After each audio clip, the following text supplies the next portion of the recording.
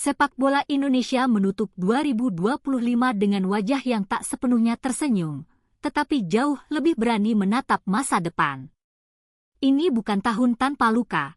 Tahun 2025 bukan tentang kesempurnaan, ia tentang proses yang akhirnya terlihat.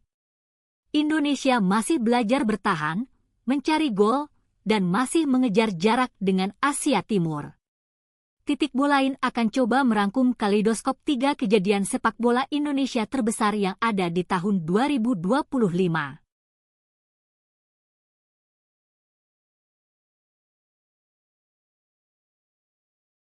Pertama, pemecatan Shin Tae-yong. Cerita timnas Indonesia di tahun 2025 benar-benar bertolak belakang dengan tahun sebelumnya. Tahun 2024 sepak bola Indonesia banyak diwarnai dengan kisah bahagia dan kesuksesan. Dimulai dengan timnas yang berbicara banyak di Piala Asia, menembus semifinal Piala Asia U23, hingga masuk ke ronde 4 kualifikasi Piala Dunia. Rentetan pencapaian yang bagus tersebut menambah optimis pecinta sepak bola tanah air di tahun 2025. Tetapi, semua itu hilang begitu saja ketika PSSI mengawali tahun dengan pengumuman mengejutkan.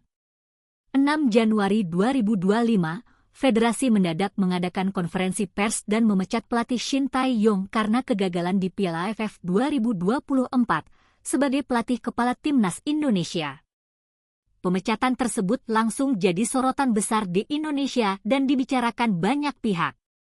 Erick Thohir selaku ketua PSSI menilai pemecatan pada awal tahun sudah tepat untuk dilakukan.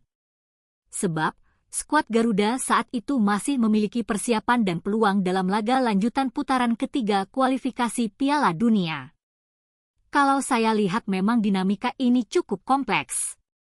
Kalau saja waktu itu, kami mengambil keputusan yang tergesa-gesa mungkin kurang baik, tapi ini sudah dirasakan sejak pertandingan, bahkan mungkin sebelum Indonesia lawan Tiongkok, tapi waktunya terlalu mepet, kata Erick. Kedua, penunjukan Patrick Kluivert sebagai pelatih. Penunjukan Patrick Kluivert sebagai pelatih timnas sempat menimbulkan pertanyaan. Bagaimana tidak? Alasan PSSI menunjuk Kluivert saat itu dipertanyakan, karena rekam jejak sang pelatih yang tidak meyakinkan.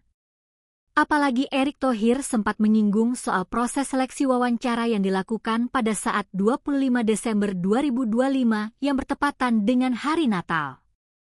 Kluivert pun akhirnya resmi menangani timnas Indonesia dengan membawa rombongannya, yaitu Alex Pastoor dan Dani Lanzaat menjadi asisten. Ada juga Gerard van den Burg yang merangkap jabatan juga sebagai pelatih U23. Debut legenda sepak bola Belanda itu, sebagai pelatih timnas Indonesia dibuka dengan kekalahan telak 1-5 dari Australia.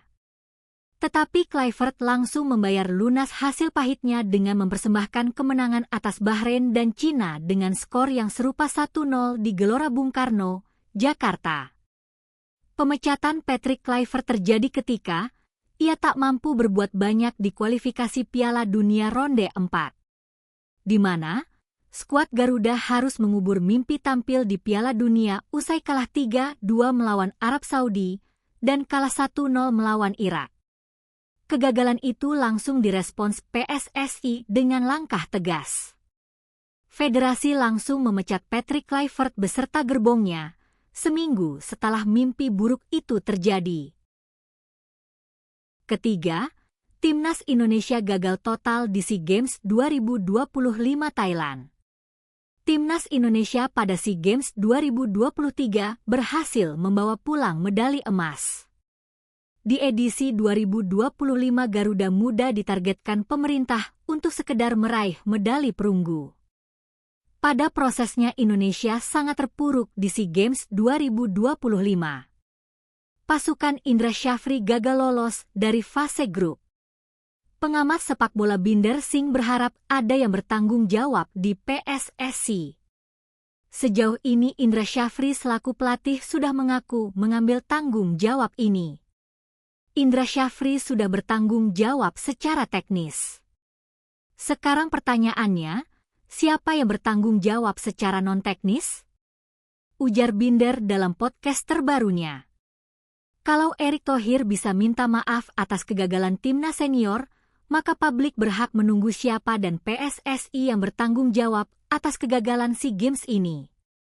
Tegasnya.